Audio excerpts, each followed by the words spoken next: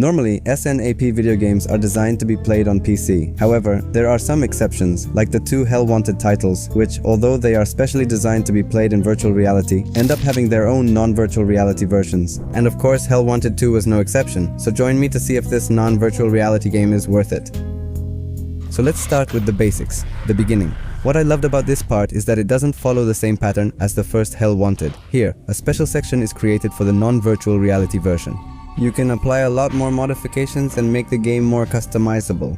The downside, in quotes, is that it keeps you from looking at Circus Baby. Even though we can guess she's behind us, we just can't turn around like we can when we're wearing the headset.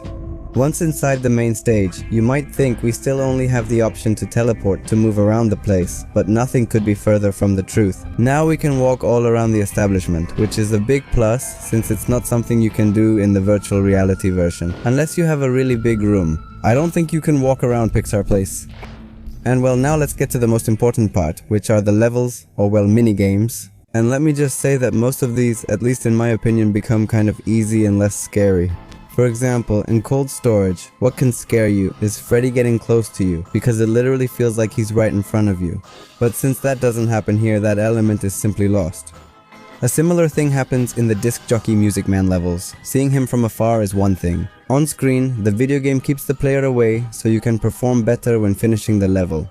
But nothing compares to seeing the giant Disc Jockey Music Man staring at you closely to make sure that what you did it right.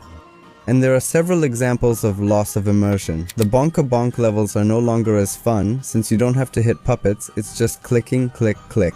In the value level, you can no longer control the speed at which you move forward, because in the virtual reality version, if you moved your hands faster, you would move much faster, and there are several examples like that. Although honestly, it's obvious to expect these kinds of changes, which make G1T2 not as scary anymore, because with so many horror games out there, you kind of become a bit insensitive. And I think that by using the virtual reality headset, it gives that touch that horror needs so that it really feels like what we're playing is actually happening. So, in virtual reality, the game is clearly going to be much scarier. Maybe the first time, there are some parts that can scare you, but no, it's not the same. So keeping that in mind, it's also time to talk about something important. The difficulty. And even though I just said that the levels get easier, well, there are some exceptions to this. It's a debatable and somewhat subjective point, since the levels that are easy or hard for me might not be the same for others, but you can take it as a reference. Besides, it's not as scary without virtual reality anymore, and that lowers the difficulty. There's also a new option that makes the game much easier. This is the proximity sensor, which has the function of showing a bar that indicates how close an animatronic is. I'm not really sure why they added it, maybe so that deaf people can use it as a guide, which is really good in that case. But the truth is that this indicator makes some levels very easy to beat. The carousel level is really easy to complete, since you know where Moondrop is at every moment. The same thing happens with the arts and crafts level, the theater level, the endos level, with the 3 first aid levels, and definitely with all the sister location levels. Once again, there are a wide variety of minigames that can be completed very easily with this sensor. That's why my recommendation is that, if it's your first time playing, don't activate this mode, unless you're deaf, obviously. This sensor removes much of the challenge and, honestly, some of the game's fun.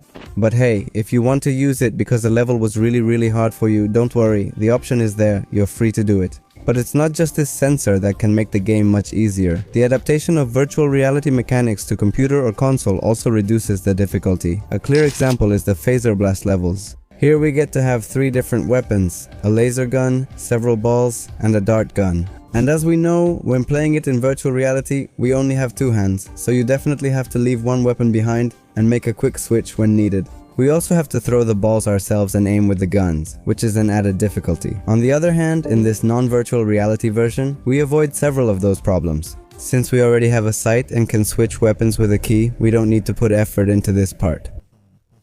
It can be done with a click, and in my opinion, honestly, I don't think this is a completely bad change.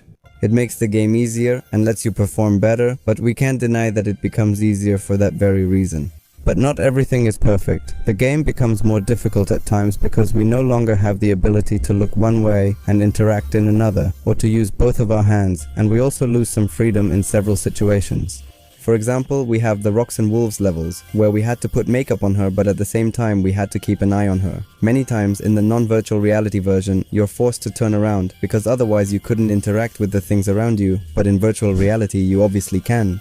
In the endos level, it's similar. We must focus on the desk since we can't watch the endos and solve the puzzle simultaneously. The same thing happens in the theater level and in the disc jockey music man levels, where we can't throw the mini music man without having to turn around. And of course the food levels, or the ones where you have to grab things quickly, can also be affected, since on PC or console you can only grab one object at a time. It's like you only have one hand. This is also reflected in the Fizzy Fast Nights or in Valoris level, so as we can see, many levels become easier, while a few others become more difficult. Now that we've covered most levels, there's still one secret to explore: Princess Quest. In this first one, we play an arcade machine and then fight the bugs ourselves in the minigame. In virtual reality, I really struggled with the arcade part. Honestly, it's hell, or at least a problem, pretending you're holding a joystick when there isn't one, and when you want to press a button, it just doesn't respond. But all these problems are solved in the non-virtual reality version. There, you just have to press keys, and that's it. But the role changes when we are the ones who have to grab the sword and go all out attacking. Honestly, it's much better in virtual reality there because I don't know if it's because when you use the headset you feel more depth in things, but it's easier to hit the enemies. Also, the ability to teleport feels much more believable, and it works better in virtual reality than on PC. However, after going through most of the levels and seeing the pros and cons of playing it without virtual reality, honestly, this mode in Hell Wanted 2 has a lot going for it. Compared to what they did with the first Hell Wanted, in this sequel they've made a version that's better adapted to what's needed on PC. In the first Hell Wanted, you don't get the freedoms you have in Hell Wanted 2, and it was often obvious in that game that it wasn't designed to be played in that mode. But as I've been saying, Hell Wanted 2 has been better planned, with or without virtual reality. Whether there's a loss of immersion, or whether it's easier or harder depending on the levels, it doesn't change the fact that Steel Wool has taken the time to port the game to a flat version. For me, Hell Wanted 2 is worth it even without virtual reality. It keeps all the elements from the virtual reality version and remains true to the game. Most of the things you can do in Hell Wanted 2 with virtual reality, you can do without virtual reality, so you should enjoy it.